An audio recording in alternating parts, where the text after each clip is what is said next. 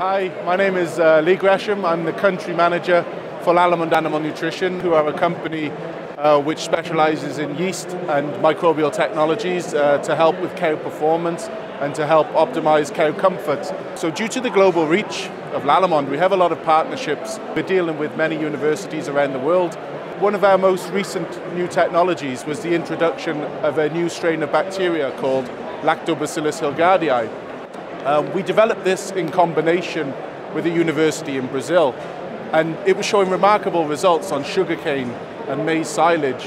One of the key things for us when we were launching this product in the UK is just to make sure that those results that we saw on sugarcane and maize were translatable to the type of conditions that we have in the UK, specifically on grass silage, because grass silage is the most important forage for UK farmers.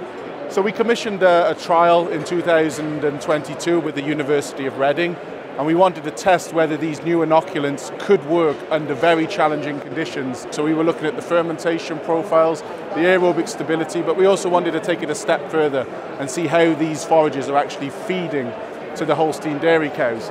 I'll give you a brief introduction of the results that we had, but during this trial, we had very, very challenging conditions. The grass contained over 13% ash, which is a lot more than we would ideally recommend.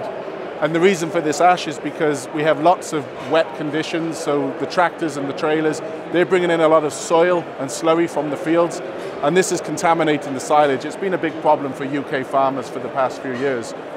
At a microbial level, this is bringing in a lot of clostridial bacteria, which is causing big losses to the silage. It can create butyric acid, it can create a reduced intake in cows, and it can reduce the true protein value of the crops. And that's exactly what we saw during this trial. If I just point you in the direction of this picture here, we have the difference. What does dry matter losses actually look like? Because they're invisible. It's carbon dioxide, which you're losing to the environment. But when you have the opportunity to kind of have a side-by-side comparison, you can really see the impact of those losses. So we have a treated and an untreated clamp here. And the university was measuring everything in and measuring everything out. And they found that the treated grass silage had 29% more feedable dry matter compared to the untreated.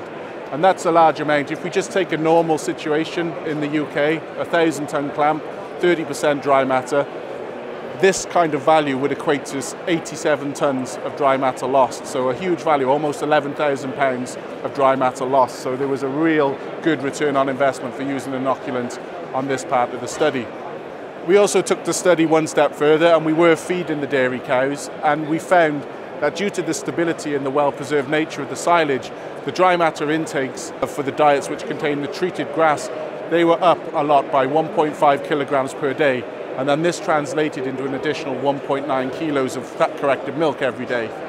We were also seeing increases in milk solids, so an extra 0.19% milk fat and an extra 0.1% protein. So very important for those farmers that are on contracts where they're getting paid on the milk solids. So a really successful trial that we're happy to launch here this week at Dairy Tech.